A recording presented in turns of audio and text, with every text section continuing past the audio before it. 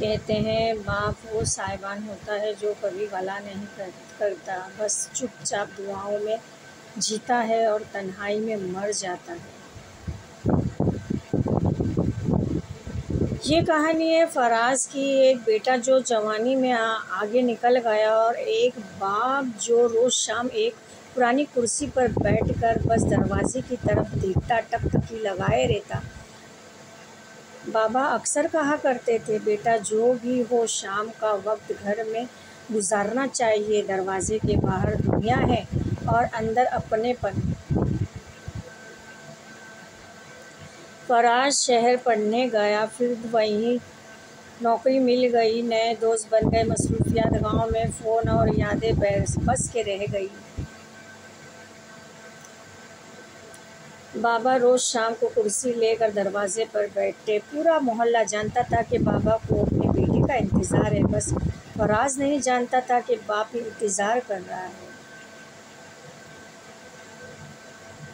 खामोशियाँ बढ़ती गई। बाबा रोज़ निकला कर, फराज बेटा तुम्हारी आवाज़ सुनने ज़माना हो गया, सब खैरियत है ना? फराज अक्सर कहता, बाबा थोड़ा मसरूफ़ हूँ, बाद में बात करता हूँ, और बात भी कभी नहीं आती। अफसोस की बात। उस शाम बाबा ने कुछ देर दरवाजे पर बैठने के बाद एक खत लिखा, जिसमें अपने बेटे के लिए लिखा था, और फिर अंदर चले गए। दूसरी सुबह वो कुर्सी खाली थी और घर के अंदर खामोशी थी।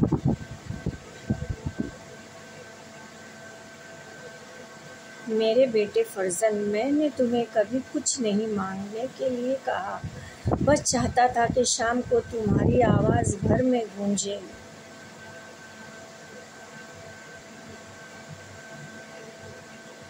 मगर अब लगता है कि शाम भी खामोश हो गई है और मैं भी। अगर तुम ये खत पढ़ रहे हो तो शायद मैं अब नहीं रहूँगा। अफसोस की बात। लेकिन दरवाजे पर वो पुरानी कुर्सी अब भी तुम्हारी राह तक रही है, बस इस पर बैठने वाला चला गया है।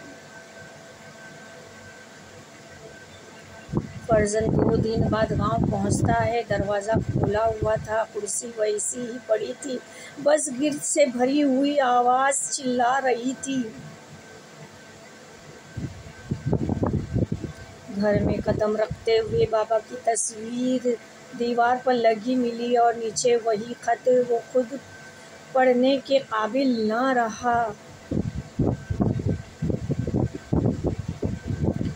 इख्तिताम। फरजान में ज़मीन पर बैठा बाबा की कुर्सी को सीने से लगाकर बच्चों की तरफ रो रहा था और देख रहा था कि अफसोस ये क्या।